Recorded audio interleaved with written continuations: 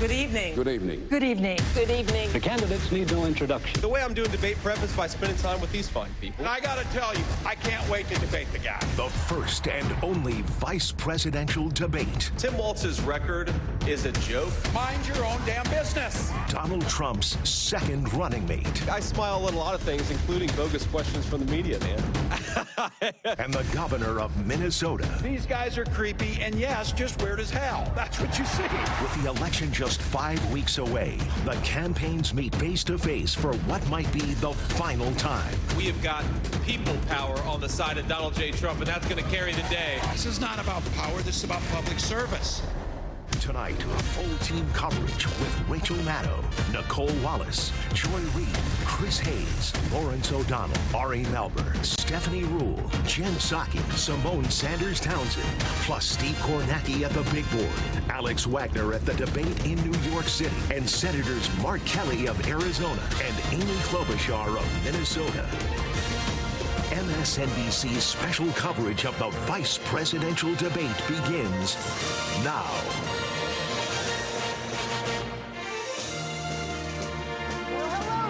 Welcome. It is great to have you here.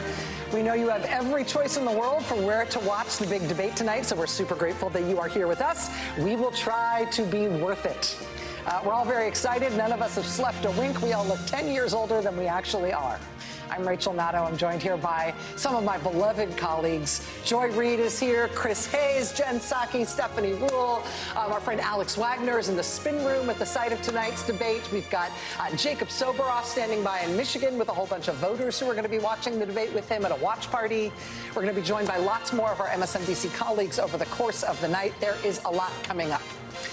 So as we settle in for tonight's vice presidential debate between Democratic Minnesota Governor Tim Walz and Republican Ohio Senator J.D. Vance, we are conscious of the fact that this is happening in not at all a swing state. The debate tonight is happening here in New York City at CBS News headquarters. CBS News is hosting this debate. There's no audience, just happening on their studio set. Even though CBS is hosting, you'll be able to watch the whole thing right here on MSNBC, plus all our reaction and analysis after the debate is done. This is the only scheduled vice presidential debate of the whole campaign. As of right now, it is the last scheduled debate of any kind before the November election. And in fact, this is kind of the last thing before the November election. It's October already as of today, which means we're 35 days out from Election Day. Tonight's debate is essentially the final big scheduled event on the campaign calendar before Election Day itself arrives. And with a race that is essentially tied this close to the end, well, that makes tonight a big deal. The potential impact of any one debate is impossible to predict in advance. But this is the only time in the modern era of televised presidential campaigns where the two presidential candidates only debated once. Since Harris and Trump debated last month, Harris has made clear she'd love to have another debate with Trump. So far, he has said no way. The Democratic National Committee is capitalizing on that fact right now by using a projector to project things like Trump is a chicken onto the outside of Trump Tower here in New York City. They are goading him as if he might change his mind and say yes to another debate. I think basically no one expects he actually will, but who are we to say what could happen? None of us know. We're all just being buoyed along by an unpredictable tide. The vice presidential hopefuls tonight, we're going to have a lot to talk about. They could probably fill the full 90 minutes, even if they were just talking about news of the day. There's a lot going on in the world. Just hours ago, Iran fired a barrage of nearly 200 missiles toward Israel. No casualties have been reported, but both Israeli and American officials are saying Iran should expect to face consequences for the missile attack. Just as the Iranian assault got underway, 6 people were killed by gunmen in the Israeli city of Tel Aviv. Responsibility for that attack was claimed by a Palestinian militant group. This all comes as Israel continues its new invasion of southern Lebanon, which started yesterday, and, of course, as the war in Gaza continues now for almost a year. Meanwhile, here in the United States, recovery efforts continue across the Southeast in the devastating aftermath of Hurricane Helene. Tomorrow, President Biden is headed to both North and South Carolina to survey the damage, to meet with local officials there.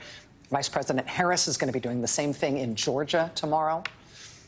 We're also looking at East Coast and Gulf Coast ports. From Maine all the way to Texas, the ports are effectively shut down on the East and Gulf Coasts in the United States after 45,000 dock workers went on strike at midnight last night. Now, these ports handle over half of the nation's cargo containers.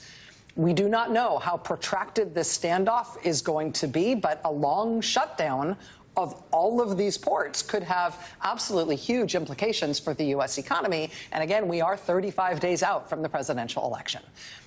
But again, that is just some of the news that is developing today as the vice presidential candidates meet for tonight's debate. Stephanie, let me go to you first on the ports issue and on the strike.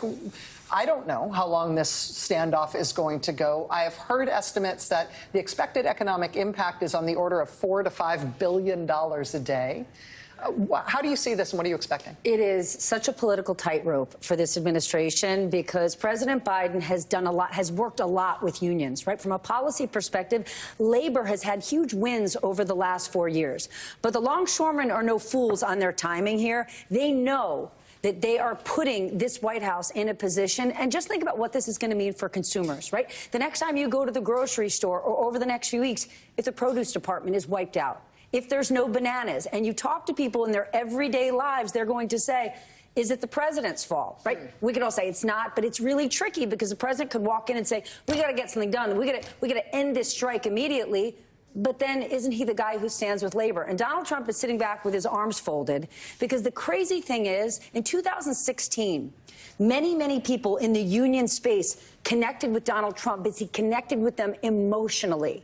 But from a policy perspective, Joe Biden is the one who delivered. The most pro-union president in history. The only one we've seen stand on a picket line with union members. But it's amazing. Listen, you saw the Teamsters did not endorse Kamala Harris. Many others unions have. But this is politically fraught, and it's going to be interesting to see how both campaigns work with this news. Yeah, and practically, there's a question as to the president's leverage. Obviously, he could go Taft-Hartley, which he's not going to do, and get in there and force an end to it. But more realistically, what he can do is exert leverage both on the labor side and on the corporate side. And the question as to what the incentives are there for each of those sides is very dicey. It's very high-stakes moment. The union knows the White House is watching. Yeah, absolutely. Joy, vice presidential debates are the red-headed stepchildren of planned presidential... I'm sorry. We love red-headed people. They're the seafoam green. Oh, sorry. Wait. I see what's happening here. I would like to recall the previous message. I apologize. Vice presidential candidates debates get no respect. There you go. They're the Rodney Dangerfield There you go. of Thank debate. you very much. Now, Rodney Dangerfield's family is going to come here and say, how dare you invoke him in this contest. They're on Twitter right now. Vice presidential debates are one of these scheduled things that happen every presidential election. And every once in a while, something interesting happens. You get a fly in somebody's hair, or Sarah Palin does some weird stuff, and it ends up being memorable and consequential. But often they are seen as having sort of the common advice is do no harm, just don't mess things up for your running mate. I feel like with 35 days to go, with only one debate having happened between Harris and Trump, with these candidates being so different and also so new to the American public, this feels very high stakes to me tonight in a way that most years it doesn't. I agree. I think that most of the time vice presidential debates don't matter. This is, and I would argue that there were two times in our sort of political lifetimes that they mattered. 2008, when Joe Biden was the vice president on that stage, vice presidential candidate on that stage, and now. And I think in 2008, it was because the country was trying to get used to the idea and comfortable with the idea of a guy named Barack Hussein Obama, who was black, being president. The same thing happens now that it's a black woman. The question is, can people get comfortable with that? And what a vice president can do is they can say that, well, I'm her first chief hire. I'm that person's first chief hire, and I'm their most senior partner. So you can feel comfortable with me, and I will make you comfortable with them. So I think that's one of the things that can happen tonight. And I think just to the point that Stephanie was just making, it's a chance to ask yourself as a voter, who do you want negotiating with that union and with labor? J.D. Vance, who comes from Peter Thiel's camp, and his running mate who says he hates overtime and doesn't like paying people, or this guy who seems like a normal guy who's relatable to the average working person. So I think he can do a lot of good for Vice President Harris in that regard. Yeah, I think if the strike and the situation of the ports come up tonight, we're going to hear a lot from Tim Walz about J.D. Vance being a venture capitalist. Yes. Peter Thiel's intern. No doubt about it. To your point, I mean, it's usually do no harm. That's what usually these debates are. I remember being on Air Force One with Barack Obama, watching Joe Biden debate in 2012, and him saying, "This is really stressful to watch." It is stressful to watch. And he's thinking he's been the vice president for 4 years, but really you just typically don't want to do any harm. Tonight, I mean, beyond what Joy said, I think is a little different too, because with everything going on that you just talked about, the ports, obviously recovery in North Carolina, everything happening in the Middle East, it's all this reminder that government and stable leadership actually matters. I mean, and it is, who do you want sitting in the Situation Room leading a meeting about recovery or leading a meeting about the Middle East? And Trump, and this is, I think, what Walz's, one of his assignments for tonight is to remind people about the differences between how they see government working for people or not, and what the difference in leadership isn't. Because ultimately it's a proxy, these always are, right? Yes, this is going to be entertaining to watch. We're all eager for it. How awkward will J.D. Vance be? We don't know. We'll see. Tim Walz, will he be folksy and talk about weird? Yes, but it's ultimately about the top. That's what people vote on. Well, and what I think is interesting here is that you mentioned Sarah Palin. Vance comes into this with the highest unfavorables since Sarah Palin, even higher than Sarah Palin, A. B, his approach to this position politically has not been do no harm. It's been do a lot of harm. Lots of harm. In both directions. He's a wrecking ball. And I think this is a tactical choice they've made. His point is to drive home negative messages about the opponents, even if it makes him look like a jerk. That has been the role he's played. It will be the role he played tonight. So I'm looking for that. And the second thing I think is, which I think he has skated by on, is this guy has less experience than anyone in this role in my entire life. He was a senator for 2 years, okay? And he wrote a book.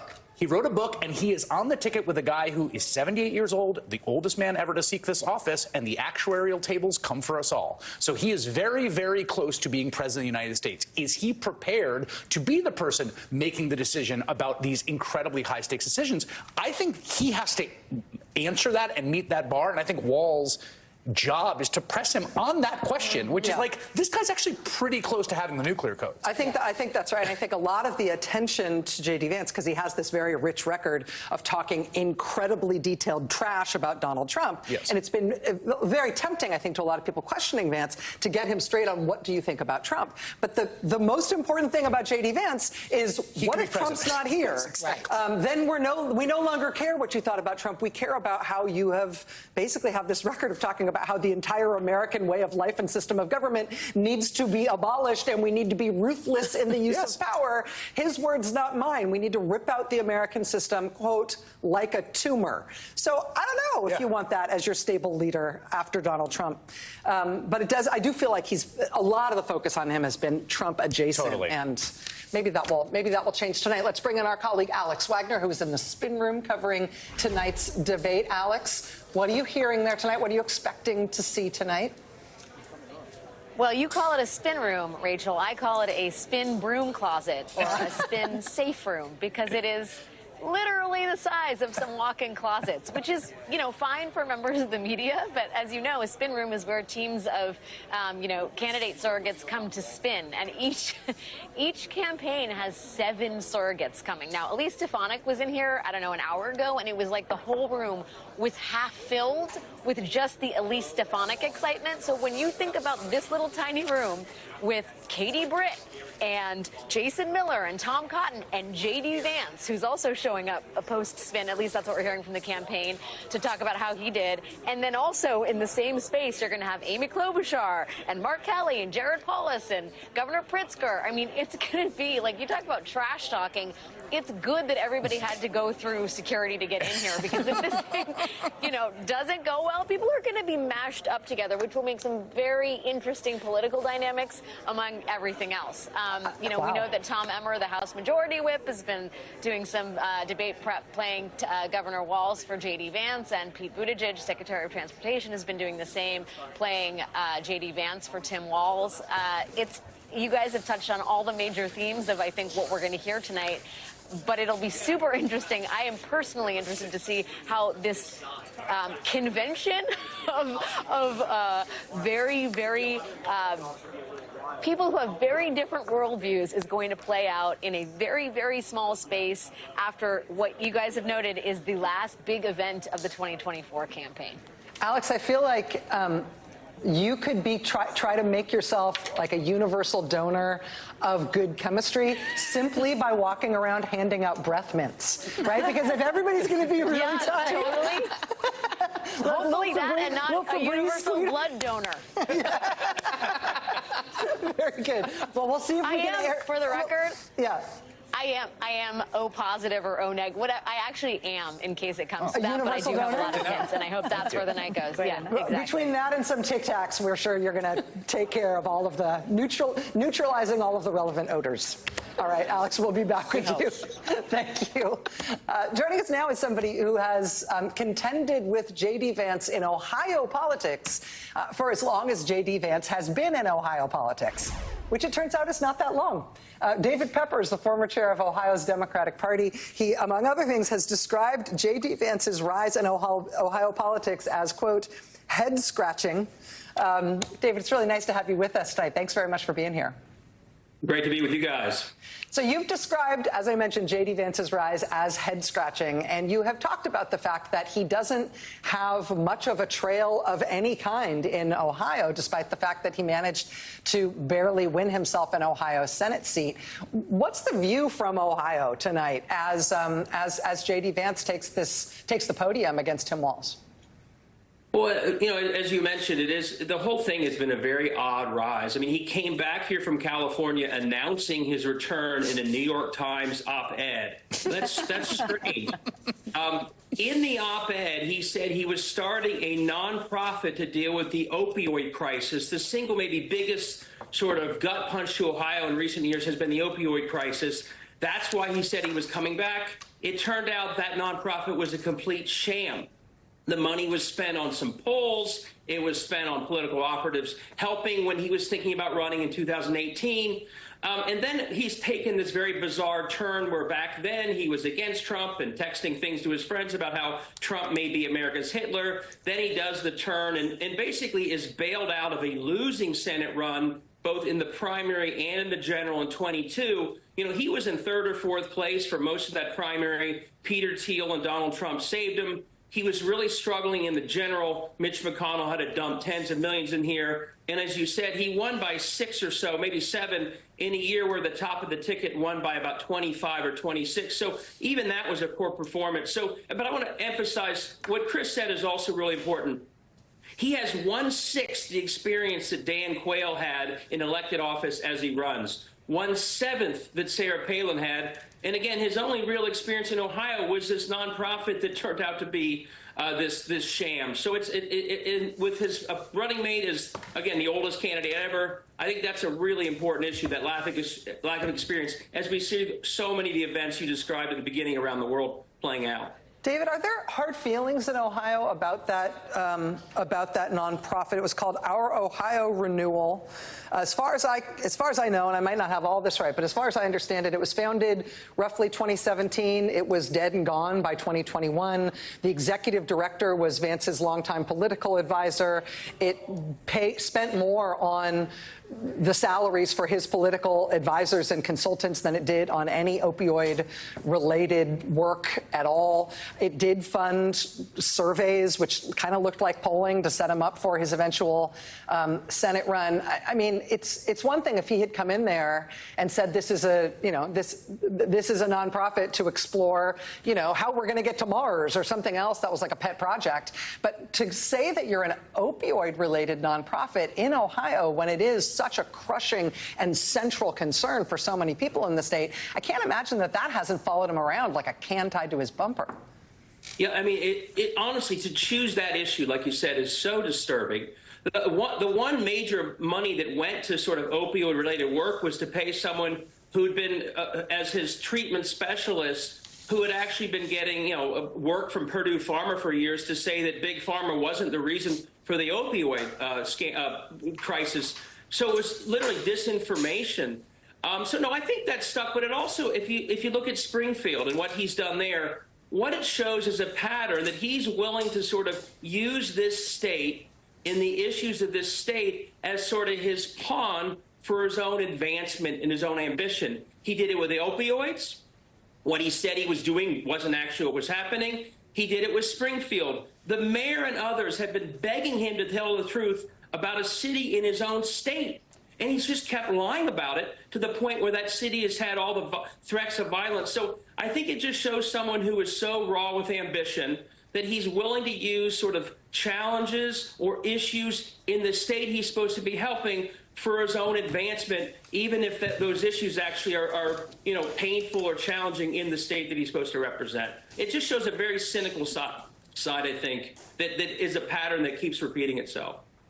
David Pepper, former chair of the Ohio Democratic Party. Really helpful to get that perspective from you tonight. Thanks for joining us, David. Thanks so much. All right, we're going to take a quick break right now, but when we come back, we're going to be joined here live on set by a close friend of Minnesota Governor Tim Walz, a close friend who also happens to be a sitting U.S. Senator. Stay with us.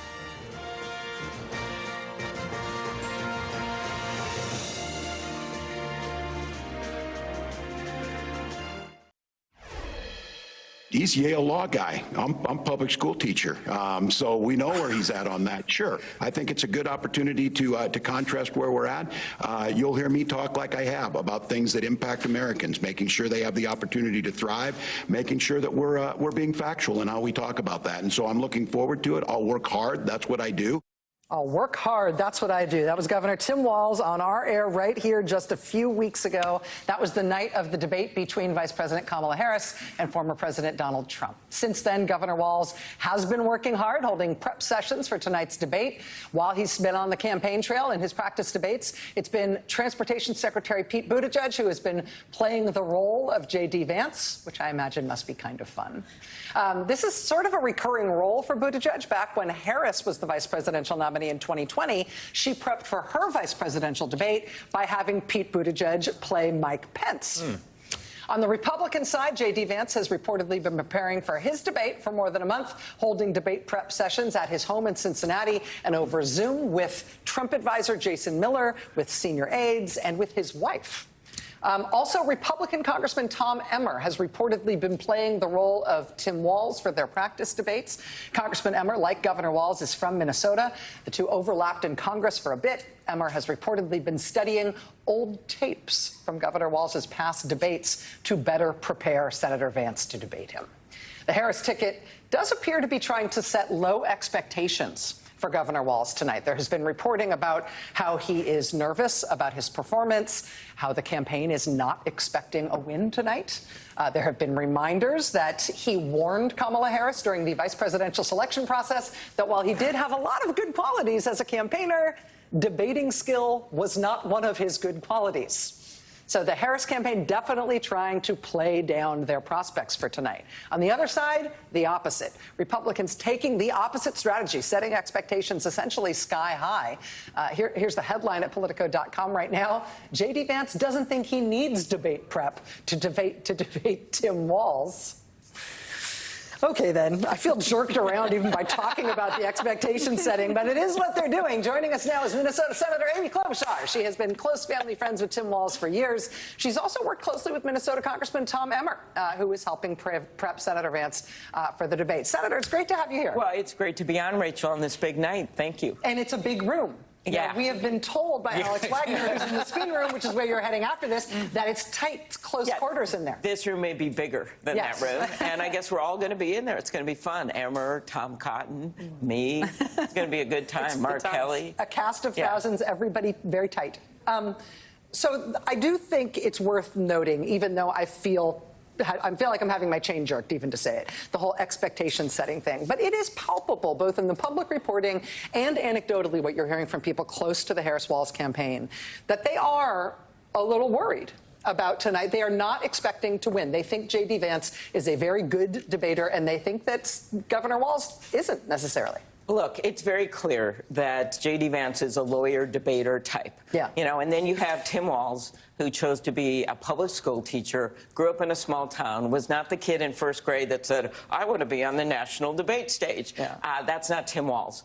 What he is a decent person, a very good governor, a smart guy. And what I hope out of this debate is that comes through. Yeah. The fact that he has led our state, his service in the military, everything that he has done, I want to see that come through. And I know it's going to be hard with the unmuted microphones to maybe have that personality come through. That's important. And then the second thing is, of course, the contrast with what it would look like to have President Harris and Vice President Walz compared to President Donald Trump again. And we're not going to, if we get away from that, I think that would be a problem. And I don't think we will, because the difference is so clear, whether it's about Tim Walz and Kamala Harris standing up for bringing down pharmaceutical prices and having the backs of people in the economy while Donald Trump's out there with his tax breaks for the billionaires, or whether it's about protecting women's rights to make their own decision about their health care, and Donald Trump out there claiming, hey, I'm proudly the one, the person responsible for overturning Roe v. Wade. Yeah. That's a big difference. Yeah. Senator, I was thinking about the 2008 campaign where Barack Obama was running for president. He announced that on a very, very cold day in Illinois in Springfield in 2007. So he'd only been a senator. He was sworn in 2005. And there was this big question that the entire campaign was sort of created to combat was, is this guy really ready to be president? And he had to clear that bar. Mm-hmm. J.D. Vance is on a national ticket in a shorter period of time, has less time in public service than Barack Obama had, is younger than Barack Obama, but because he's not at the top of the ticket, doesn't have to clear the bar. But I wonder if you think, if you as a colleague of his in the Senate think like, yeah, this guy's definitely ready to like walk into the Situation Room. No, I mean that. Yeah, no, well, I'm just so concerned about how he has acted since he actually left that convention stage in Milwaukee. How he has just been so divisive. He admitted on a national interview just a few weeks ago that, yeah, he'd create stories. And those were his words, create stories just to get attention on an issue. And we've seen that with a number of the things that he said. So I think the fact-checking on this debate is going to be really important. J.D. Vance will stop at nothing. He has made stuff up. He's attacked cat ladies. There is no limit on what he'll do. And I just think that that kind of divisiveness and doubling down on a Donald Trump and their Hulk Hogan convention is not what America wants right now. They don't want to go back to that chaos. We've just gotten out of the pandemic. They're gathering again. The economy's getting better. They don't want to go backwards. And so J.D. Vance, to me, and everything he's done, has represented doubling down on Donald Trump's policies. Senator, one of the things that happens, as you know well, when you get on a national debate stage is you have to talk about things maybe you didn't talk about when you were governor or even sometimes when you were senator. Mm-hmm. And we started the show talking a little bit about everything happening today, the port strike, the hurricane recovery, but also the Middle East. What do you think Governor Walz should say? How should he handle that exactly? Yeah. Assuming it's going to come up. I mean, we don't know, but I assume it will. Well, I have repeatedly made this point that, well, you know, J.D. Vance was on his international book tour.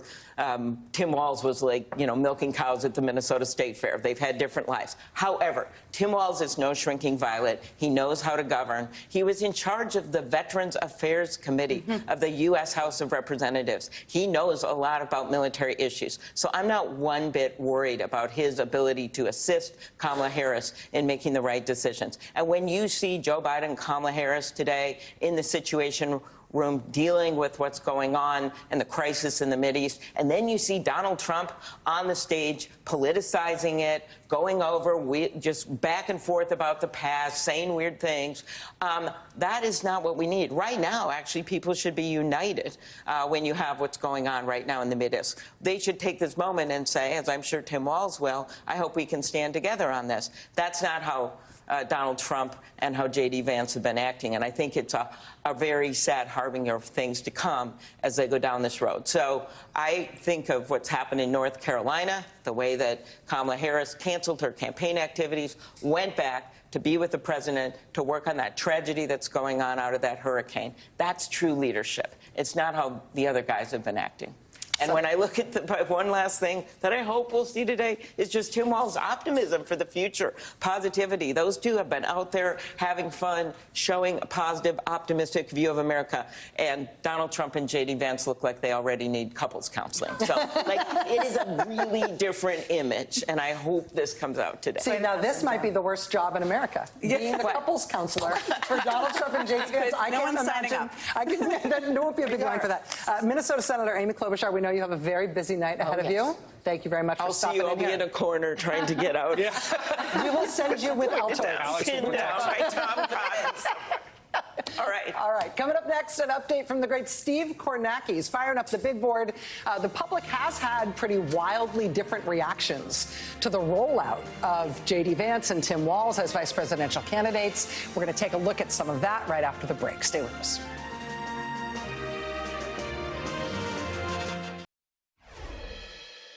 We welcome Governor Palin and Senator Biden.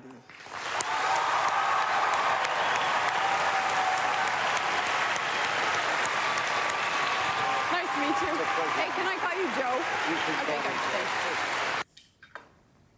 Then Senator Joe Biden versus Alaska Governor Sarah Palin in 2008. A shot at the beginning there of beloved late, great Gwen Ifill. Sarah Palin's performance in that vice presidential debate was not seen as a plus for the McCain campaign, but nor was her selection as VP overall, separate and apart from how she did in the Can I Call You Joe debate.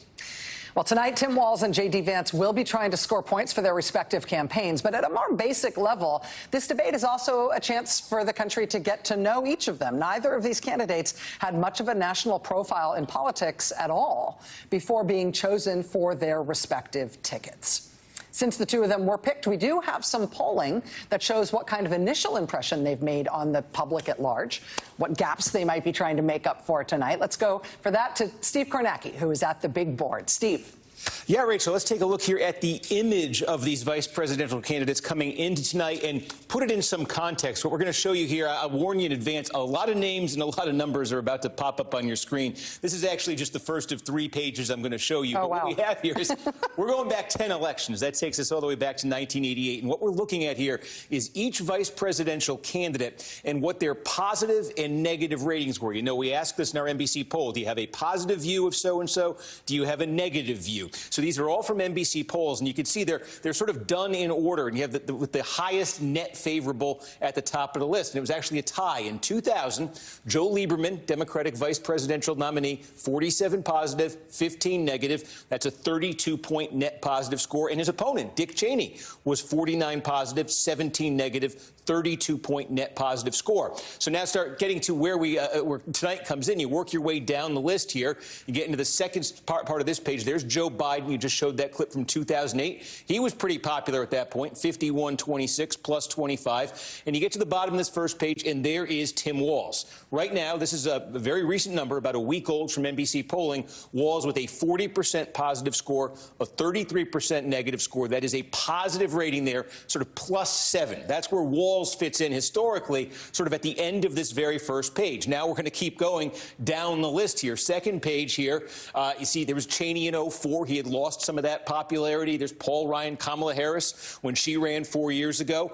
There's Joe Biden when he ran for re-election. He was underwater by that point in 2012. Now we go to the third page, and it's the third page where we see J.D. Vance. And these are the worst net ratings of the last 10 election cycles here. And there's Vance. This is, again, our most recent NBC poll, 32 positive, 45 negative. That's a net -13 favorable rating right there. And you can see there's only 2 that come under J.D. Vance in all of this time, last 10 elections. One is James Stockdale. Do you remember him? Ross Perot's running mate, 1992. He said, "Who am I? Why am I here?" on the debate stage. The overriding thing with Stockdale is, you can see it here, 13-27.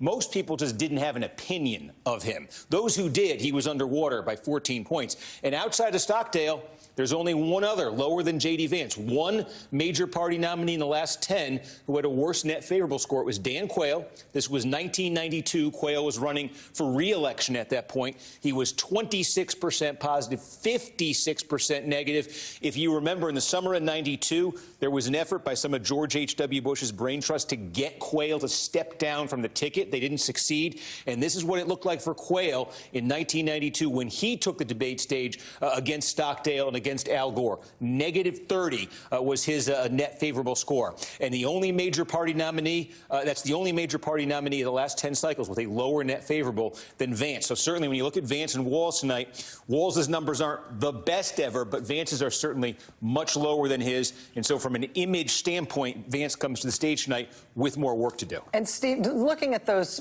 sort of that last page there, those sort of bottom of the barrel negative favorables, obviously Dan Quayle, 1992, that campaign did not win. Sarah Palin, 2008, that campaign did not win. Mike Pence in 2020, that campaign did not win. And maybe that's, correlation and not causation. Do we have any understanding about how the popularity or unpopularity of a vice presidential pick actually affects the prospects of the ticket overall, or is it kind of a scattershot thing? Yeah, and it's one of those things that also ends up being kind of impossible to prove. We can ask the poll question in the exit poll or whatever, did so-and-so's presence on the ticket make you more or less likely to vote? But you also get into this level where, there's a million different things that probably go into every person's, sort of feeling about a candidate, a presidential candidate. And to what extent does the vice presidential candidate, sort of enter into that mix? Probably a tough thing to actually put a number on. But you're right, in terms of the candidates that were unsuccessful here, if you're a Republican and you want a silver lining on this, you'd point to this one. This was Quayle in '88. '88's when he was on the debate stage with Lloyd Benson, and Benson said, I knew Jack Kennedy. Jack Kennedy was a friend of mine. You're no Jack Kennedy. Quayle was 36 positive, 41 negative. He was 5 points underwater. But what's significant is, if this works here, go back in time. Look who one of the most popular of all time was. Yeah. Benson in that same election was 30 points positive. So 30 positive. Quayle was 5 underwater. That was a 35-point gap, and it did not prevent that Quayle Republican ticket from getting 426 electoral votes. That's the example Republicans would like to point to, I think, looking at those Vance numbers. Democrats certainly would say, well, look, Quayle was much worse off four years later in '92, and it didn't work then. And, Vance is in that double-digit negative category now, too. Yeah, and the all-time champ there, Joe Lieberman, at least one of the tied for all-time champ there, he was never a sitting vice president of the United States. He didn't win, even with numbers like that. Steve, super interesting. Thank you so much for doing that. That wasn't too many numbers at all. Okay, I'll hold you to that next time. All right. So debates are unpredictable. The impact of debates is absolutely unpredictable. Debates are also hard to prepare for. But Tim Walz does have a very specific skill set from his time as governor that could help him tonight. We're going to have a little bit more on that right after this quick break. Stay with us.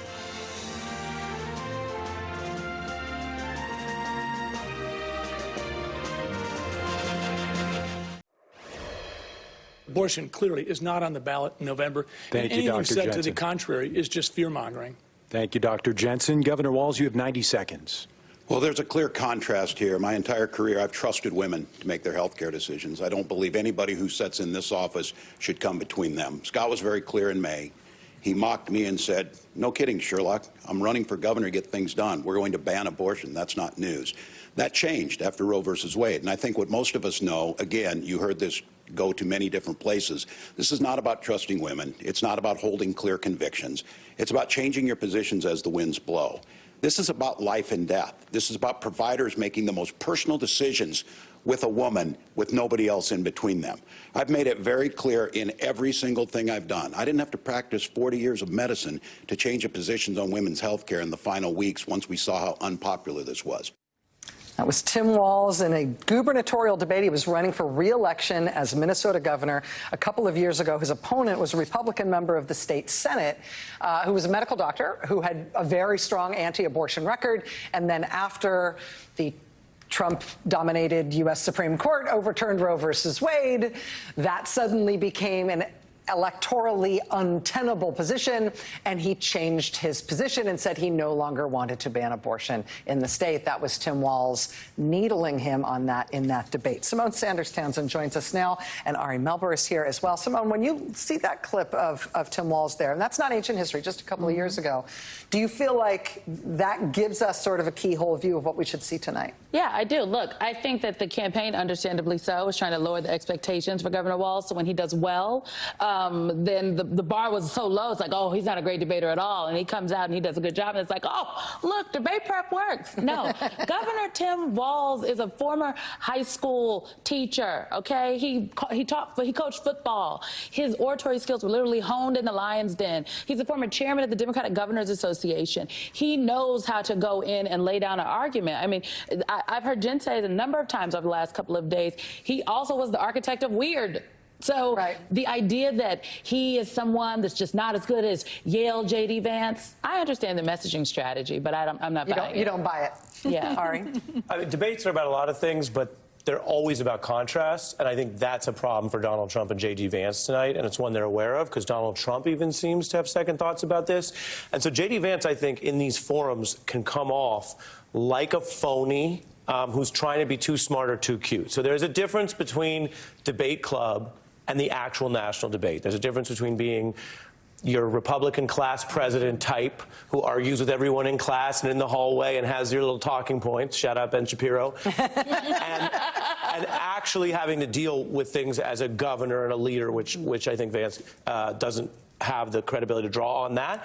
And there's a big difference between having the zingers of a podcast bro and being a heartbeat away from being the leader of the free world. And so the contrast is going to be interesting to watch tonight, because people who don't follow it as closely may catch this and may have only heard about these folks and not seen them for more than 5 or 10 minutes. And that contrast is a question of, do you really think J.D. Vance, beyond the one-liners, is ready to take over for what is now the oldest presidential candidate ever, and ready to become president if they win? I mean, Rachel, he has no legislative accomplishments. He is essentially a freshman legislator with no legislation. He has no additional experience in government or politics.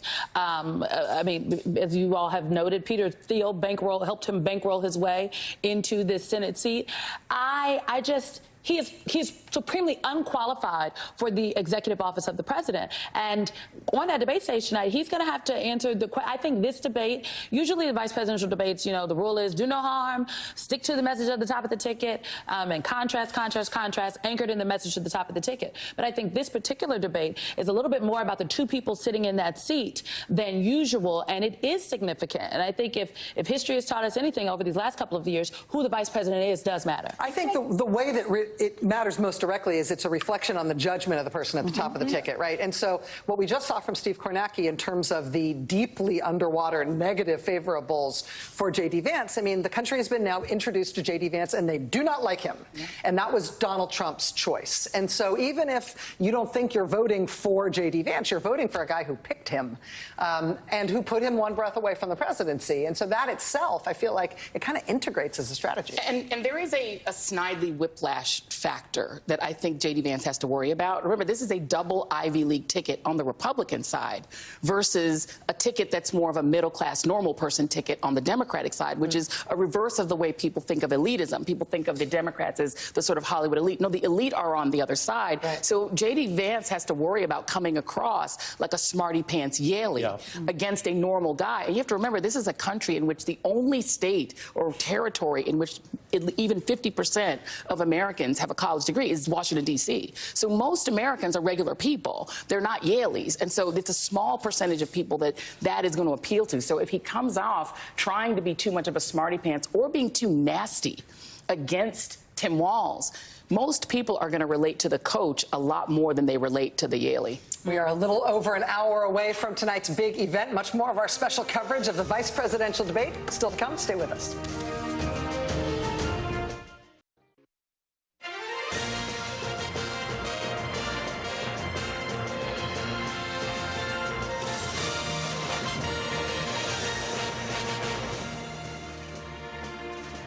Welcome back to our special coverage of tonight's vice presidential debate between Democrat Tim Walz and Republican J.D. Vance. We know you have every opportunity to watch this anywhere. It makes us all the more grateful that you are here with us. We will make sure you don't regret it, I think. Nicole Wallace and Lawrence O'Donnell are now newly joining us. Happy to have you both here. So I should tell you, we're about 1 hour away from the big event. There will be at least one noticeable difference from the past in the format, the logistics of tonight's vice presidential debate.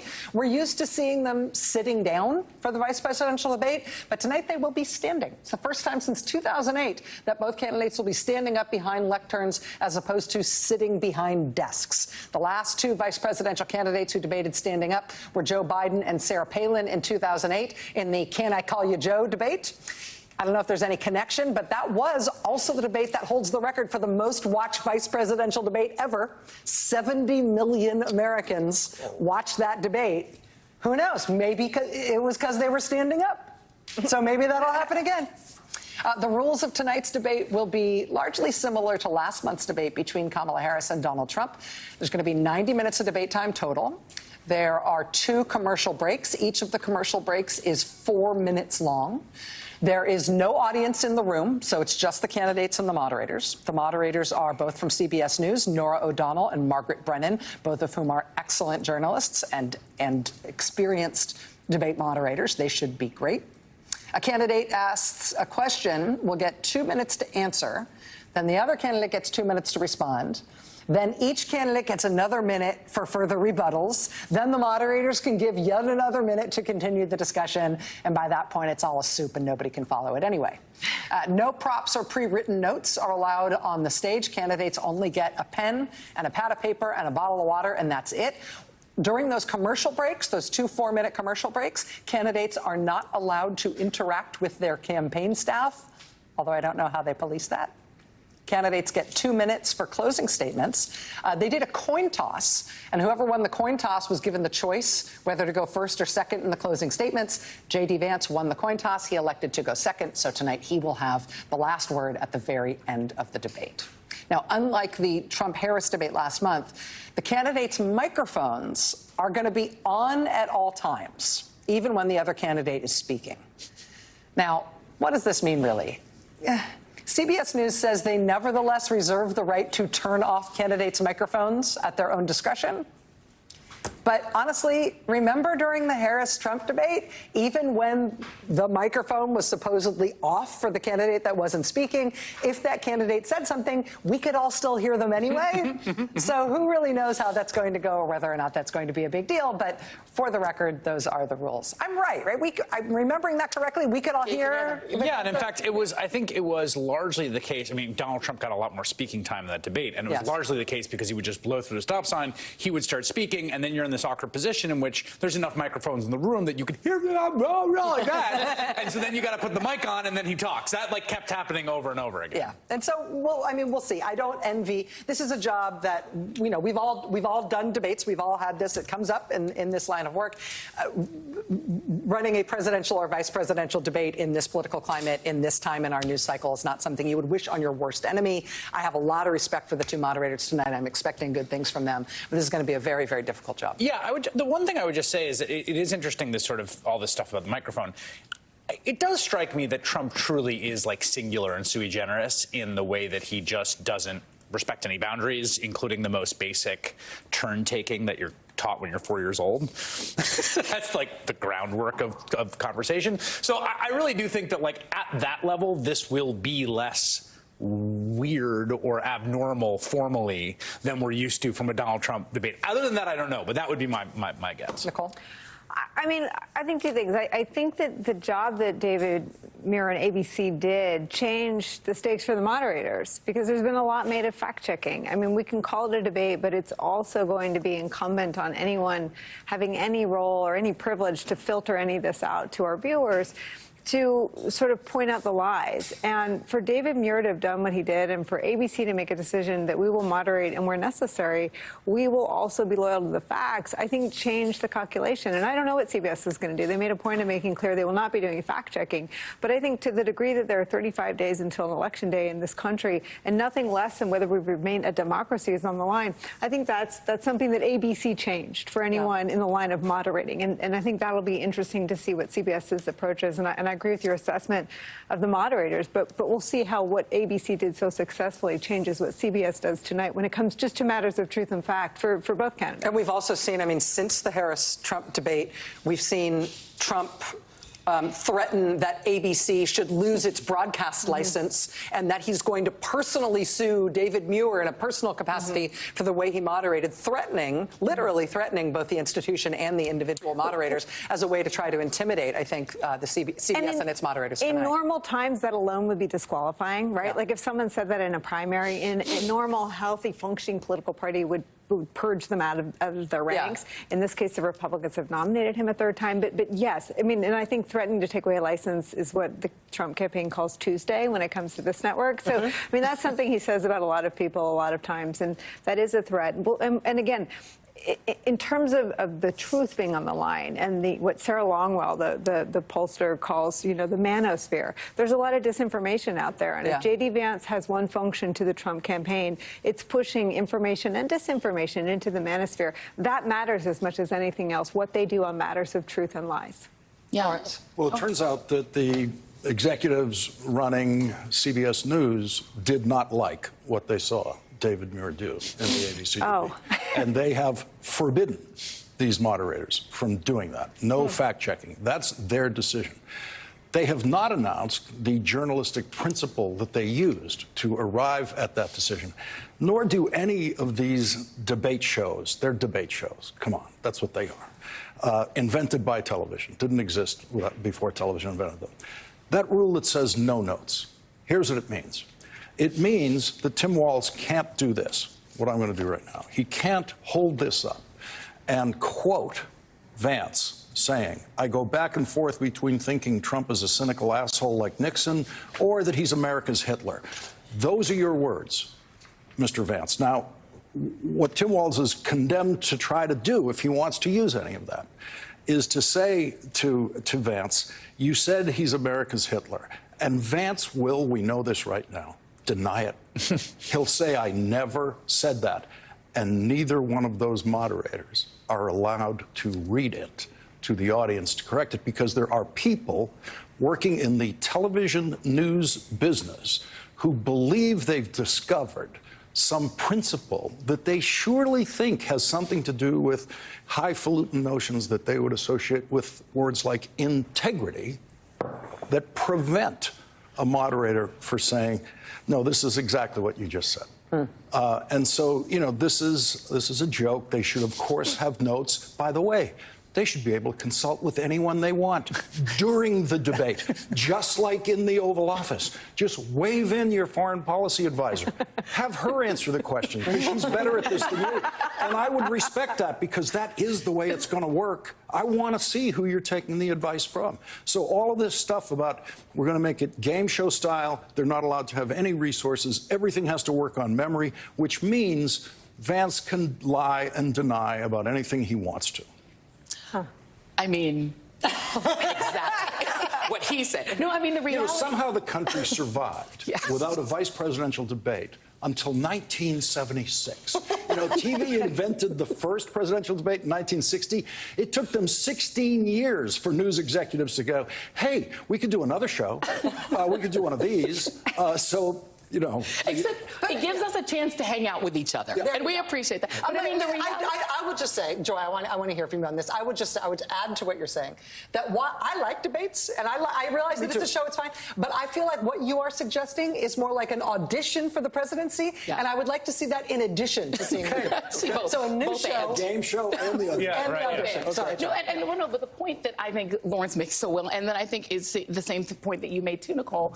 We are dealing in this debate, as we were when Donald Trump debated, with a known liar. But the difference between J.D. Vance and Donald Trump is that J.D. Vance is an admitted known liar. He actually admitted that he made up the story that has caused death threats in a city in his own state, that he subjected his own constituents to death threats. He admitted he did that on the TV.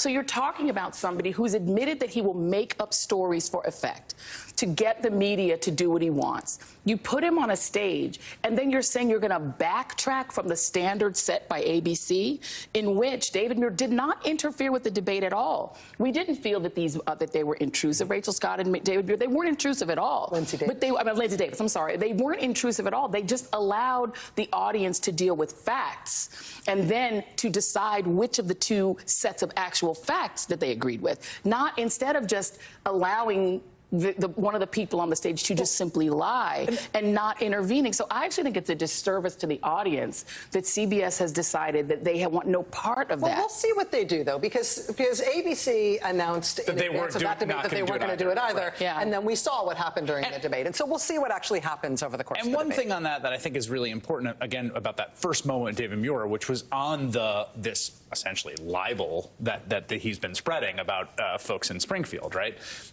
That was the first time, if I'm not mistaken, he rose to say something. And I think the reason that moment was so important is he's saying untrue, libelous things about people that aren't there and can't defend themselves at all. And it is kind of your job, if you're going to put this out on air, to be like, that's not true. Talk to the city manager. Yeah. Again, that's a little different than like, well, the CBO says this tax cut estimate is this, and actually the CBO says that's not what he was doing. There are actual human beings who actually live in the state of Ohio who are actually being lied about in a way that's incredibly harmful and insidious, that don't have someone standing up there who's essentially representing their interests. And so the role of us as journalists is to be like, you can't say that about these people. I think it'll be an interesting test if that exact point comes up tonight. Because even after, as you point out, Joy, even after Vance admitted we have to make up these stories effectively in order to get you to talk about this issue, it's essentially copying to the fact that this was a made-up story, they have still continued to tell the story, and it is still having consequences in Springfield. So whether the moderators bring it up or whether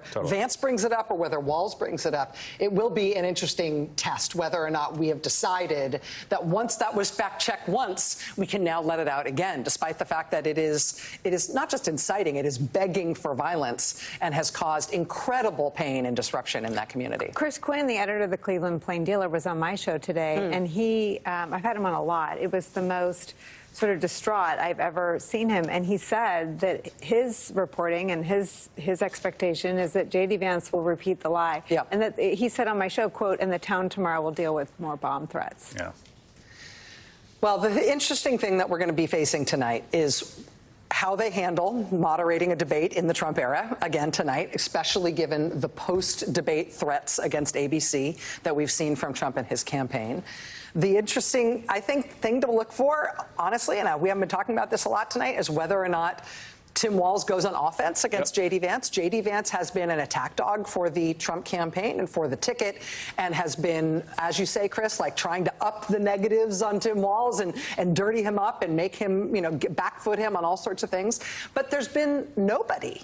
The Harris campaign has not gone in on J.D. Vance. Yes, Tim Walz has called Vance and Trump weird, sure. Yeah. But there's a lot in the J.D. Vance record that has not been touched by the campaign at all. And his history as a podcast bro, who by his own admission is involved in a lot of weird right-wing subcultures, that's a phrase he uses about himself, has been completely unplumbed in the campaign thus far. I did a long segment last night about really strange things that J.D. Vance has said about ripping out the American leadership class like a tumor and talking about needing to destroy the core functions of American civil society.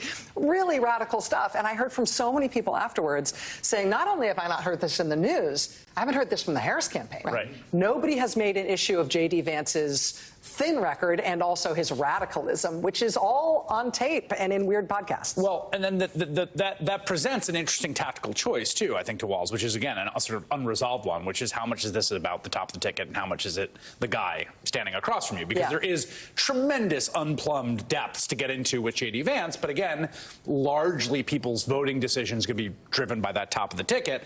And I do think one of the things that we saw Harris do in the first debate, which I think will weigh heavily here, is Trump can't let certain things go, right? Harris baited him knowing that he would go back to go litigate this. J.D. Vance's job is to please one guy, who's the guy who's going to be watching tonight. Yeah. And that guy doesn't want J.D. Vance to let anything go about Donald Trump. Yes. Which is in tension with the mission of going after Kamala Harris and Tim Walz and dirtying them up. And so to the degree you bait him into litigating whether Trump did say, as many people around him said, and called troops suckers and losers, that's airtime that's not being filled by J.D. Vance attacking you on immigration or whatever. Yeah. And it'll be interesting to see how much that exact same dynamic, because J.D. Vance and Donald Trump sitting there behind him, knowing, don't let that go. You got to go defend me.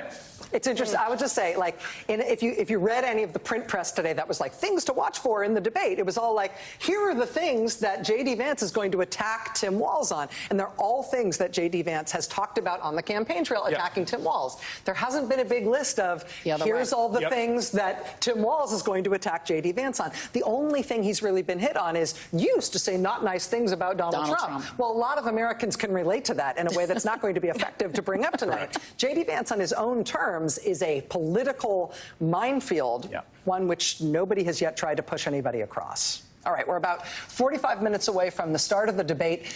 Still ahead before then, we'll have a trip to the spin room. Alex Wagner, we think, is going to be talking with Arizona Senator Mark Kelly. We're also going to check in with Jacob Soboroff, who's with voters at a watch party tonight in Michigan. We've got lots more to come. Stay with us.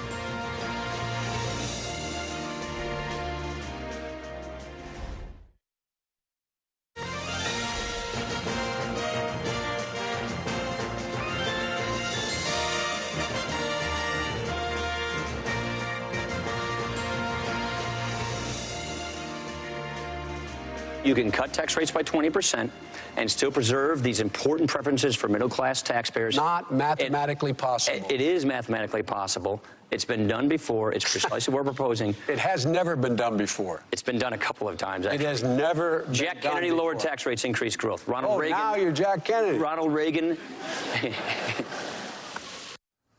If you can tell a joke at your opponent's expense and make even your opponent laugh at it, it's a pretty good sign. Vice President Joe Biden debating in 2012 against Paul Ryan, doing his part for the Democratic tradition of battering any Republican running for vice president who dares to invoke the name Jack Kennedy. Gets the audience every time. In this case, it even got Paul Ryan. Joining us now from a debate watch party at Oakland University in Rochester, Michigan, is our beloved friend, Jacob Soboroff, NBC News national correspondent. Jacob, tell us what you're doing there in Michigan.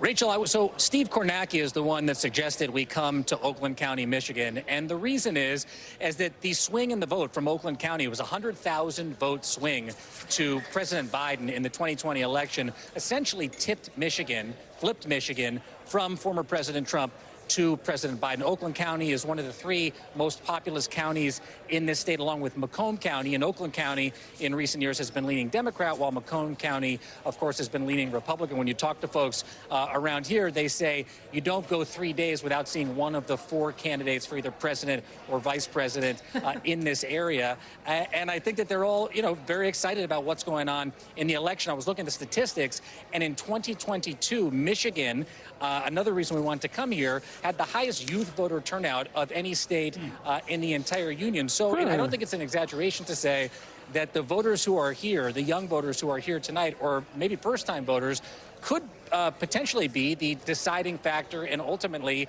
tipping this swing state one way or another. And I want to take some time to sort of show you what's going on here and then introduce you to some of the folks that are here. We were watching Jeopardy on the local NBC station before this all got started. And I have to tell you, there were a lot of negative advertisements.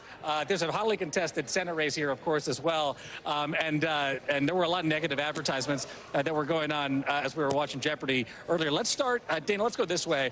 And I want to start here. Each of these tables represents sort of a different student group. And the other thing I should show you in full disclosure, it's college. People show up at the last minute. The debate starts at 9 o'clock. and people are going to show up at 9 o'clock, according to the student body government here. These guys are the student. This is the whole student. Is this the whole student Congress here right now? Just a little bit of the student Congress. So, Rachel, this is pretty cool. What they're going to do, and you're the student body president, right? Tell me your name again. Jimena Garcia. Jimena, thank you so much for having us here today. We really appreciate your hospitality. Explain to me the red flag and the green flag system that you guys have here. What's the deal with these? Yeah, so during our general body meetings, whenever someone agrees with something, they put a green flag or they're excited about what someone said, and we do the red flags. So wait a minute, they're going to do this during the debate. If they agree with something, and put the red, the green, the red, they're going to put up if they don't agree with what they're hearing. If they don't agree or they're just upset by what they heard. Let me ask you guys. You say they're the vice president of the Student Body Congress. What's your name? Marion Brummer. What's the enthusiasm level? I'm very curious here because you guys could very well, I was just saying to Rachel Maddow, that you could be the most consequential voters in Michigan, young voters, between when President Biden, was running and now Vice President Harris has taken his place. Have you seen a change in the enthusiasm of the young voters here? I think overall, even from the get-go, we had a lot of enthusiasm and people that were really excited about it. But I definitely do agree that, with Kamala Harris being the new Democrat pick, that there is even more enthusiasm because the candidate was introduced pretty close to the election. So. Is there an issue that matters most to you guys when we talk about what might be the deciding factor in your vote? Oh, that's put you on the spot. A hard one. I think a lot of us care about gun control, especially with what happened to our peer institution, MSU. I think that's a big thing in everyone's minds. Gun control. Thank you guys very much. I want to quickly just go by and see the other folks. This is the Young Republican booth here at the campus. Hey, how are you? What's your name? Anthony Elias. Anthony, and your name again? Mohammed. Mohammed, you? Jack. You guys feeling the enthusiasm here for young Republicans on campus? You guys, everybody here is either from Macomb or Oakland County, Rachel. This college is made up largely of those two counties. Where are you from, Macomb or Oakland? Macomb County. Macomb, how about you? Macomb as well. And yourself? Macomb County. Okay, so we got a lot of young Republicans from Macomb. The top issue for you and what's going to drive you and your fellow young Republicans out to the polls tonight?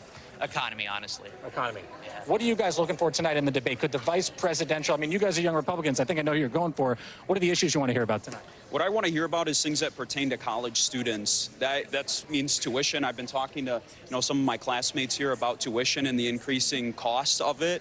Besides the economy, I want to hear who looks like a vice president, who sounds like one, and who can lower my tuition here. All right, well, I'm going to be sitting here watching it with you guys. Before we go, just real quick, the two others. These guys, third party, Young Democratic Socialists of America. You and I were talking about this earlier. I'm curious, do you think ultimately at the end of all this, you're still going to go for a third-party candidate, given how close it is here, or might you go for one of the two main parties here? I think it's still really hard to say. Maybe some of these debates or a change in policy might change my mind, but we just haven't heard enough from Kamala on concrete solutions to issues that are truly important to this time, on labor and on Palestine. So it's still up in the air. We're going to vote for who will support our interests, and right now, that could be anyone. Labor with the longshore workers strike, as well as the auto union here in the auto industry here in Michigan. Thank you very much. And finally, the College Democrats. You're the president of the College Democrats. Yep. That's how you feeling about the enthusiasm? Your name and how you feeling? My name is Rose, and I'm feeling great. This is going to be a great debate. Oh, sorry, I touched you there. I'm so enthusiastic. Walls is going to do so well. All right, I guess we're gonna have to wait and see. I really appreciate talking to you guys, Rachel. They got the bit. Look, is this another one? I think this is another campaign ad here, Rachel. They just don't stop in Michigan. It's going to be exciting. People are continuing to trickle in, and there are some undecided voters here. Like Carl, just wave to us real quick. That's Carl right there. I was talking to Carl earlier. Carl, we'll check in with you after the debate to see how things go. Okay? All right, Rachel, back to you. Fantastic. And Jacob, I feel like the red flag, green flag thing, both has kind of an auto racing vibe to it, which is nice. But true. also I think could settle a lot of otherwise rowdy disputes while watching this thing. Thank you, Jacob. We'll be back with you. We'll send some to the studio. Thank you. Exactly.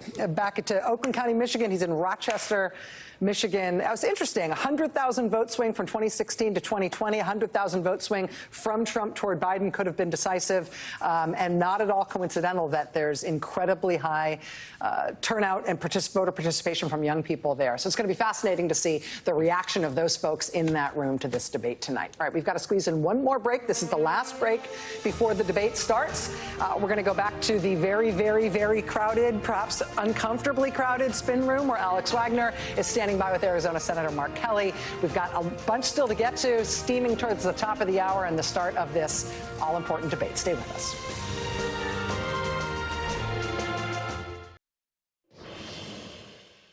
I have far more experience than many others that sought the office of Vice President of this country. I have as much experience in the Congress as Jack Kennedy did when he sought the presidency. I will be prepared to deal with the people in the Bush administration if that unfortunate event would ever occur. Senator Benson. Senator, I served with Jack Kennedy. I knew Jack Kennedy. Jack Kennedy was a friend of mine. Senator, you're no Jack Kennedy.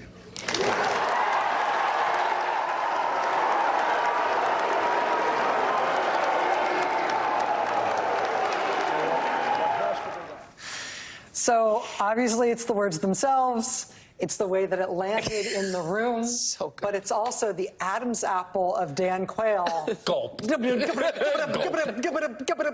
am I going to ever get out of this? Poor Dan Quayle had a bad night at the vice presidential debate versus Lloyd Benson in 1988. That was just world wrestling level beatdown. But then in November, nobody remembered because Bobby Bush and Dan Quayle won the election. One detail to watch for in the sort of news and planning around tonight, you might remember that after the presidential debate between Kamala Harris and Donald Trump last month, after that debate was over, immediately after it was over, Trump himself showed up in the spin room afterwards. Remember? This was something of a surprise. Him showing up in the spin room himself was essentially greeted as an admission of defeat, right? You don't show up in your own spin room afterwards if you think you won the debate. Kamala Harris certainly didn't do that. Donald Trump showing up there to sort of plead his case seemed to be a tacit recognition that he had done poorly in the debate and he might need to do something else to try to change the perceptions of how he did. Well, that was the last debate in this election cycle. Tonight, at the vice presidential debate, they have said in advance that J.D. Vance will definitely be in the spin room afterwards. And they're saying it even before the debate happens, which, among other things, perhaps avoids the perception that maybe the reason he's doing is to clean up something that he thinks went poorly. Regardless, they are planning in advance that Vance will be there to do his own cleanup afterwards, even if they are expecting him to win. The spin room isn't just for after the debate, though. It's also for before. And Alex Wagner is squeezed in there for us right now tonight with a shoehorn. Let's go to Alex, who is standing by with Arizona Democratic Senator Mark Kelly. I'm here with a shoehorn and Democratic Senator Mark Kelly. Senator Kelly, it's great to see you in these cozy environs. Pretty tight. I just had to lean over a few minutes ago to speak with Jason Miller, who is the senior advisor to the Trump campaign, and he was giving me a little insight into how J.D. Vance and his team are thinking about the event tonight. And it's clear that they want to win in the sort of classical sense of a Socratic debate, right? They want to land the points and they want to be the victors. But it's also clear that this is a personality contest to some degree. And Jason let me in on a kind of a secret that I think has not been reported, that in addition to his wife and Trump campaign advisors and Tom Emmer, the majority whip, who was playing Tim Walz in debate prep, J.D. Vance had some of his friends from Cincinnati come to debate prep to watch his performance and kind of give him a gut check. Basically like, hey, dude, that sounds weird, or that's good, or, you know, the people that know him best. And well, I hope they would be telling him, you know, how are you going to explain this bad deal that Donald Trump has for the American people? That's what they should tell him. Yeah, well, I mean, because it really is. I mean, when you consider the stuff in Project 2025, it's $4,000 increase for families. It's taken away more women's health care rights, and so many other things that I don't think the American people want. How are you thinking about the debate? You know, as someone who's been a surrogate for the campaign, someone who's debated before, you know this sort of format well. What matters most? Is it the winning part of it, or is it establishing yourself as a likable person? No, I think the Governor Walz is incredibly likable. He's a good friend of mine. He served with Gabby in the House. They're really close. He's the right guy for this job. You know, J.D. Vance is a Yale-trained mouthpiece for Donald Trump. You know, Donald Trump feeds him whatever lie he has of the day, and he goes out there and he repeats it. You know, so I think that's what we're going to see. But I also expect that we're going to see some vision. you know, the vision of Kamala Harris, you know, how she wants to move this country forward. You know, Donald Trump just wants to drag us back into the past, and you know, he's pointed out he likes his tax cuts for billionaires. He's a billionaire. He gave a big giant tax cut for billionaires. As commander-in-chief, he shredded our alliances. I was just over in the Baltics. I was in Finland. They're really worried about our election. I mean, they really are. And then on the issue of women's health care, he's taken away this fundamental right. I was just in Georgia last weekend, or about a week and a half ago. I was in Georgia. There was a woman there who died because she couldn't get her reproductive rights because Donald Trump took that away when he got rid of Roe. You know, you are from the only swing state in the country for, you know, where there are active border crossings. And I wonder if you can talk a little bit about immigration. Katie Britt, your colleague in the Senate, was saying that there are going to be no, I'm paraphrasing here, it's clear Vance is going to go hard at Walz on immigration. You were with the vice president last week when she made a trip to Douglas, Arizona, and really took the issue of immigration head on. How much work did she do on that issue? How much did she neutralize that issue for her running mate tonight? Well, I was really excited to have her there. I went to the border with her. She got a chance to meet with the sheriff, mayors, head of border patrol in that region, the head of CBP, county commissioners. It was a great trip. She clearly understands this issue. She was a prosecutor and an attorney general and a senator from a border state. She gets it. She knows what we need to do. What Donald Trump did is he killed that bipartisan border security deal that we negotiated with Republicans and with Kamala Harris in the White House. That's what J.D. Vance needs to explain. He needs to explain why he and other Republicans ran away from a border security deal that we all got together and negotiated, the way this thing was supposed to work. And by the way, what that deal did, there's going to be more pay for Border Patrol agents. If you're a Border Patrol agent, you're now getting paid less than you would have if Donald Trump didn't tell them to kill that deal. We were going to hire 1,500 more Border Patrol agents. There was going to be more fentanyl detection machines at the border. All these things were going to help Border Patrol do their jobs. That's why the Border Patrol Union endorsed this. I want to hear an explanation from J.D. Vance why he thought that was a good idea not to support that legislation, to allow Donald Trump to kill it. Kamala Harris has made it very clear she will sign that into law her first day if we can bring it back. And I think when Donald Trump is gone, we're going to be able to bring that legislation back. I do wonder whether J.D. Vance will even respond to the notion that Trump killed the bill, because Trump has recently denied that he had anything to do with that bill dying. And that brings me to kind of it's another lie from Donald Trump. Right. And I wonder how concerned you are tonight that CBS has said very clearly the moderators are not going to be fact-checking. There's a QR code on the screen if you watch it on CBS where you can link to the live fact-checking from the CBS network.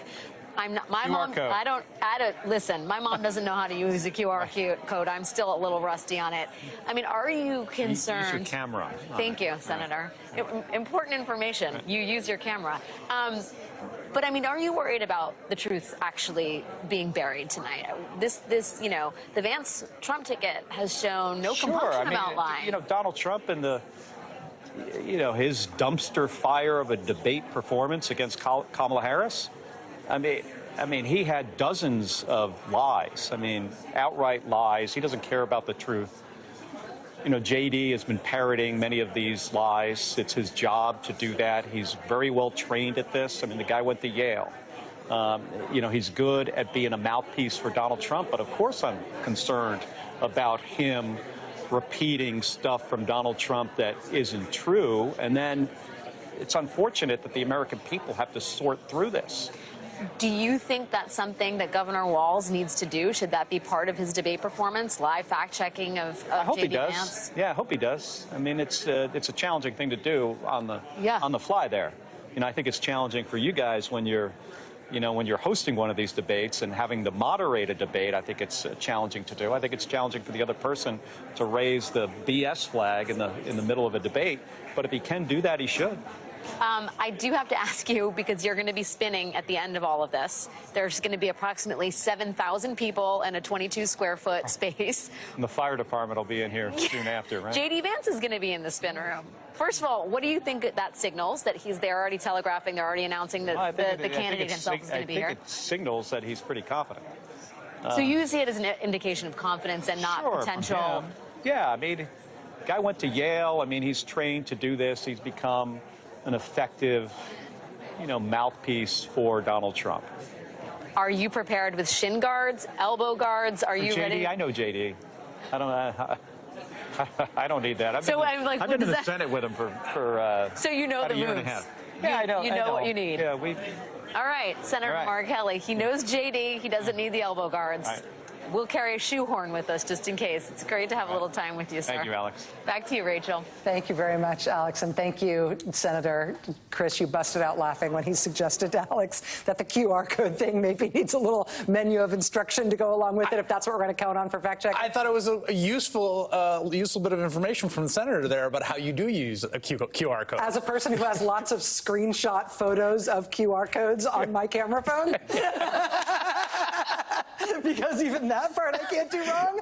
I got to tell you, I took a note. I took a note. I like Alex saying, "Thank you, Senator." Yes, exactly.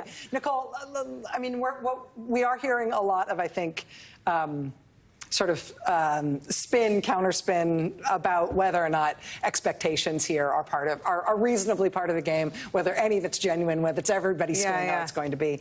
I mean, the thing that you can't spin here is the stakes, and this is a tied election. And so you can't just say do no harm. You have to say, each side has to help the other side win. Yeah. Because this is the last chance that the two campaigns are going to have both parties represented on television at the same event. This is the last time Americans who have any sort of political preference are going to see the competing sides together. Maybe in 4 years. Right? Maybe ever. Maybe this will be the last one. But in a tied race, 35 days out, I mean, as the last major event of the campaign season, I feel like it doesn't matter whether or not you think these guys are, good debaters or not. The stakes of this are so high, one side absolutely has to win. I feel like Lawrence used up our curse in the curse drawer already, so I won't say it. But it's absolute BS that these two aren't the cream of the crop. And both of them want to be a heartbeat away from the presidency. They're both going to be very good at what they walk to the podiums and try to do tonight. They're both going to be excellent, and we should expect nothing less than that, right? The two people that each of the people at the top of the ticket picked. So they're going to be fine in this setting. But I think that what's so uncomfortable, and I didn't talk to anyone in the last 48 hours who isn't incredibly anxious, right? And anxiety creates bizarre feelings and reactions. And I only learned about sort of avoiding the reactivity on my meditation app, which I only listen to like once every 3 months. But, I mean, the key is for the campaigns not to be reactive, right? And not to react to the emotions and not to respond to the anxiety. The truth is, what the American people want and deserve is not what the rules of the debate were. It is not, whether they're allowed to fight. It is. If they're tuning in and they don't have the privilege of watching what you do every night or what you do every night or what you do every night, they want to see what each of these people is going to do for them. Yeah. And what I sincerely hope is that the Walz-Harris campaign, and they've been stellar at doing, they're batting 1,000 at blocking out the noise. Yeah. I mean, Harris was facing more insane expectations for her debate than anyone in history. I mean, anyone in history. And she had to be commanding. She had to be strong. She couldn't be combative. She couldn't lose the... It was insane, the things that people on her side were saying she had to do. And she came out and she did that and this. So they are batting 1,000 at blocking out the noise. And Judge Esther Salas, whose son was murdered, has this mantra, and she has this necklace, and I had one. It's just to move toward the light. And what I would advise Democrats to do, and the Walz-Harris ticket, is to stay in the light. Because people watching it, they don't give a poop what the rules were. They don't care what ABC did and Trump threatened. That's our world. That isn't the world of anyone who doesn't read the news every day. But they're going to watch tonight. They're going to see who cares about me. That's the single mission. make people understand that you care about them, that you wake up thinking about them.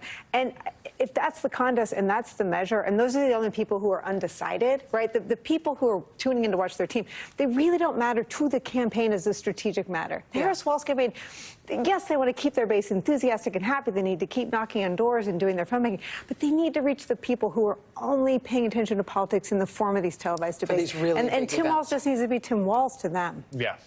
Can I read you one thing? This is the Washington Post solicited letters to the editor from Springfield, Ohio, asking for people to give their man-on-the-street view of what was happening there from there. I'm just going to read you this one letter. Susan read me this the other night. She started crying reading it to me. It says this: I live in Springfield, Ohio. For many of the 35 years I have lived here, I've had to explain to people where the town is. Now everyone knows, or thinks they do, because Donald Trump and J.D. Vance have appropriated the town as a set for their racist falsehoods. Springfield lives under a pall of fear.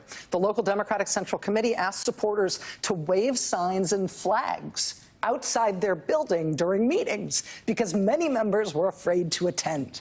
Children fear attending schools because of bomb threats. A friend opted out of our regular game night because she doesn't want to be out after dark. Worried parents have insisted on taking their children home from a local university. And of course, many of our Haitian neighbors are terrified to leave their homes. You know who's not afraid to go out and about in Springfield? Proud Boys, neo-Nazis, people handing out Ku Klux Klan flyers. Some of these people paraded swastika flags and rifles during our jazz festival. Their presence and a torrent of threats forced local officials to cancel the annual Culture Fest celebration of diverse food, arts, and music. These far-right groups clearly feel as though they have not just permission, but encouragement from the Republican candidates. It is unsettling to live in this menacing atmosphere. Mr. Trump and Mr. Vance hope to make every town Springfield, where the angry are emboldened by lies and the people they seek to punish live in fear. As someone who has lived through this transformation, trust me, you don't want to live in Trump's America. Signed by a named person who I won't name here from Springfield, Ohio.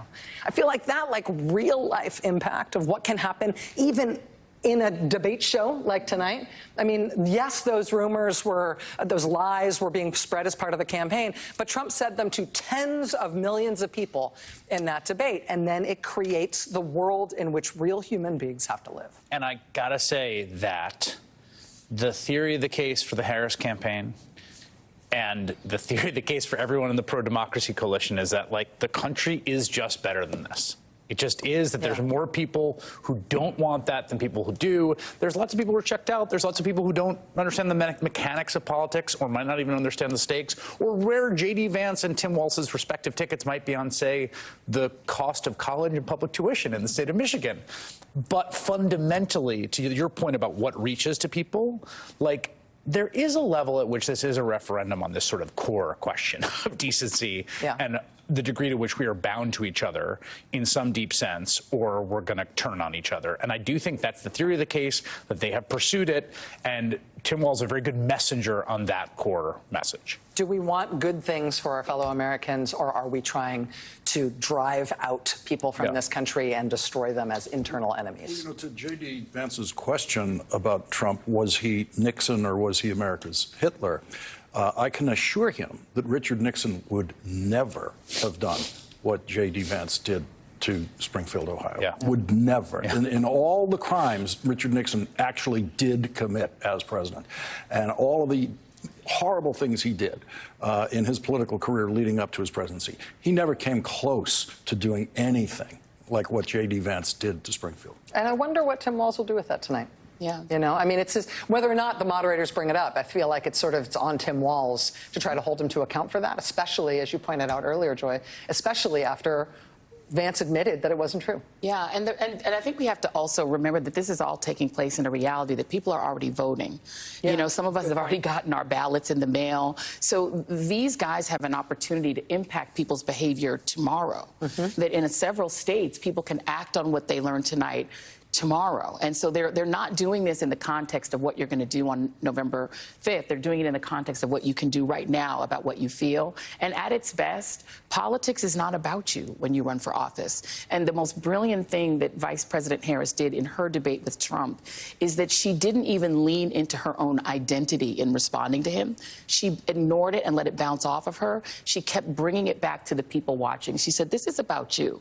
He can say whatever he wants about me, but it isn't about me. It's about you and what I want to do for you. That's really the sweet spot that I think Tim Walz can lead into tonight, because he's really good at that.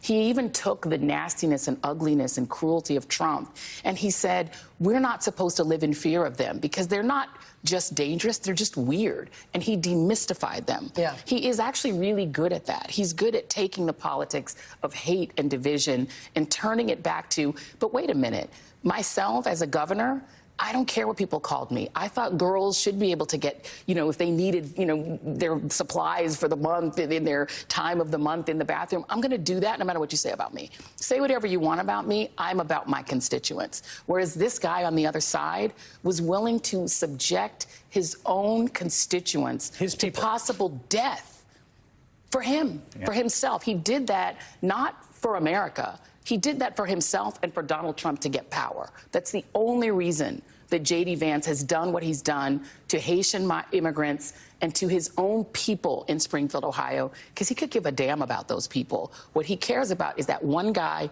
pleasing Trump to get power for Trump and for J.D. Vance. Let's go back. I'm sorry, go ahead. On the importance of this debate, I think the smartest thing said about it is from Eleanor Clift, who is, I'll just say she's older than Joe Biden. And I say that only to invoke her wisdom and her years. She's seen more of this than all of us combined. And Eleanor said today, she said that because this campaign is so very close, it's going to be decided by a microscopic difference in voting in this electoral college pattern. Something could happen in this debate tonight that decides this presidential election because it is so close. So that's why you're watching. Let's bring back in Alex Wagner, who's joined in the spin room at the site of the debate by our colleague, former Senator Claire McCaskill. Claire, it's great to see you. Hey, Alex. Hi. Hi. Claire, can I ask you, the scant reporting we have about the Harris-Walz campaign strategy, it comes from Pete Buttigieg, who played J.D. Vance in Walz's debate prep, and he suggested that Walz is going to go after Vance's faux populism. What does that mean to you, and how is that deployed most effectively, do you think? Yale, hedge fund, got to the U.S. Senate on the back of a billionaire that gave him, what, $30 million, just wrote the check to elect him. Listen, this debate, I think, Alex, is going to be at the end of the debate, who do you want to have as your neighbor? Who do you think would help you out as a neighbor? Who is the kind of person you would like your children to be around when they're growing up? I think J.D. Vance is going to have a hard time. That's what got Kamala Harris, was his willingness to be vulnerable and relatable and communicate really clearly. Yeah, that's why she was so taken by him, because he was real. He was not all of that. And J.D. Vance doesn't know who he is.